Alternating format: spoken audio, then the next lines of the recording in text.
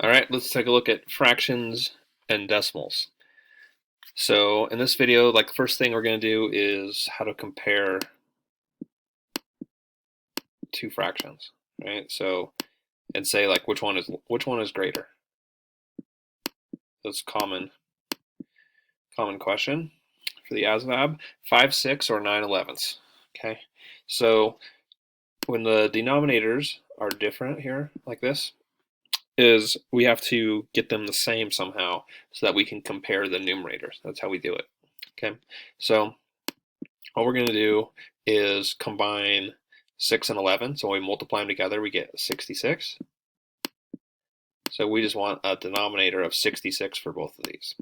Okay, so to get 66 in the denominator for 5/6, multiply it by 11. Whatever we do on the bottom, the denominator, we got to do on the top. And we get 55 out of 66. That's our first one. Okay, is 5/6 is the same as 55 out of 66. That's all that's saying. Okay, and then for 9/11,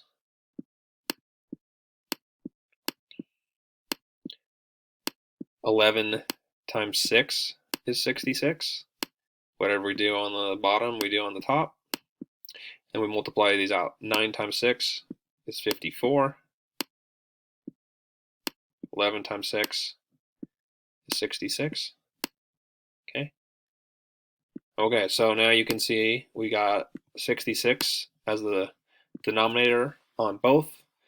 And this guy right here is 55, which is 1 greater than this guy right here at 54, which means even though it's very, very close, 55 and 54 are only one number apart, 5/6 is ever so slightly greater than 9/11. Okay, and that's how we do that type of problem.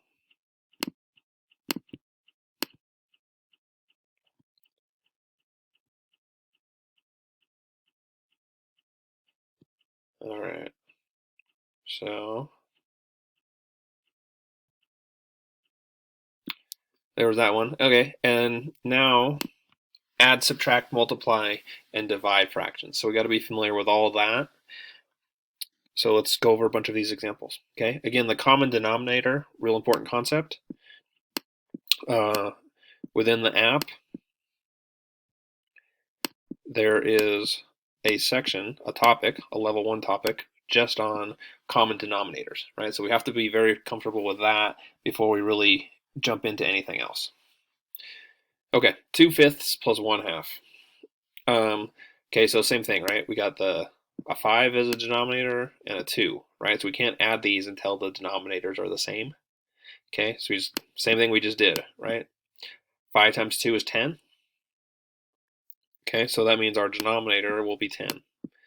Okay, so with this one, we go on the bottom, we just said 5 times 2 is 10, right? So we multiplied it by 2, and then that means we got to multiply this guy by 2 also. 2 times 2 is 4.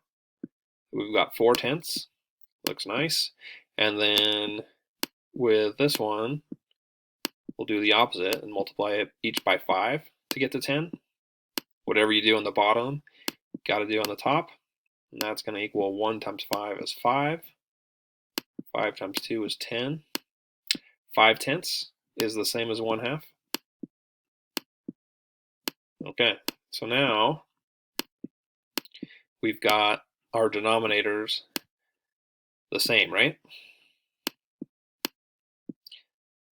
Okay, denominators are the same, and so when I add these two denominators together, sometimes people think it's 20.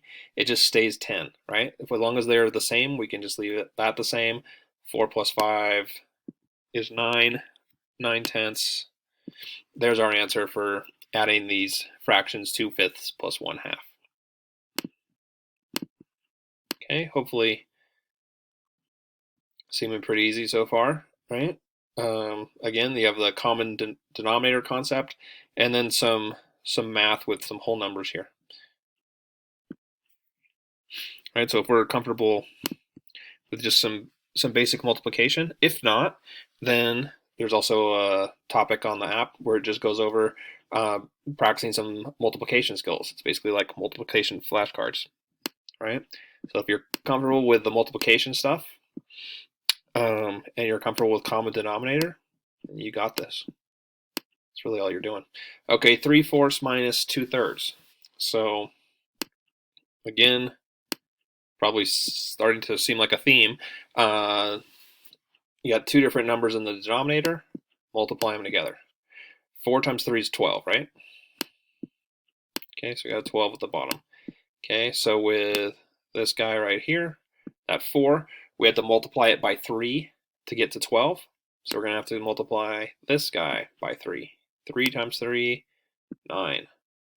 Minus, okay, again, this number is going to be out of 12 also. So to get there, 3 times 4 is going to be 12. And then we're going to multiply by 4 on the top too. Whatever we do on the bottom, got to do on the top. 2 times 4 is 8. And we subtract them. Again, just same as it was with addition. If these two numbers are the same, which is what we just did, right? Then this number is the same as those numbers. 9 minus 8 is 1, or is our answer 1/12. Okay, so that's subtracting fractions. Okay, so with multiplying and dividing, we don't have to worry about common denominator, which is nice. It takes a little time to do those. Okay, pen back, multiplying. Okay, so when we multiply, we're just going to go numerator times numerator and denominator times denominator. That's really it. Multiplying is really the simplest of the 4 operations. Okay, so 3 times 2 on the top there, the numerators, that's 6. 7 times 3, 21. Okay, it is possible that they might ask you to reduce to its simplest form. Okay, so what that means is, can I make this number less somehow? Can I make like both the numerator and the denominator less? So 6 you can divide by 3, and that's your question, right? Is can I divide the numerator and the denominator by some number? You can divide 6 by 3 to get 2, 21 by 3 to get 7, and that would be our answer in its simplest form, 2/7. All right, that's multiplying fractions. Simplest form, yeah, you're very likely to be asked that, so getting comfortable with how to reduce those numbers down. And then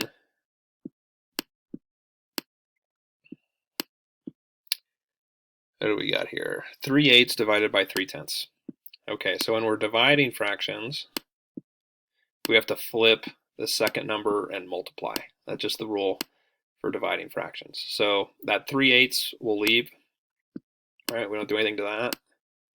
We're now multiplying, right? We just did multiplying fractions, but this 3/10 here, what's going to happen is the 10 will go up here into the numerator, the 3 will go down here to the denominator, and so, right, we've got 10 thirds, yes?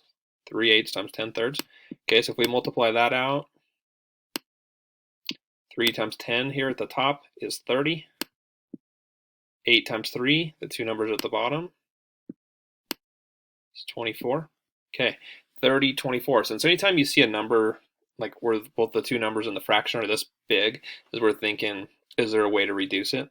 That's probably going to be our answer, right? And so it ends up, in this case, you can divide 30 by 6 to get 5, and you can divide 24 by 6 to get 4, so that we end up with 5/4 as our final answer. Okay,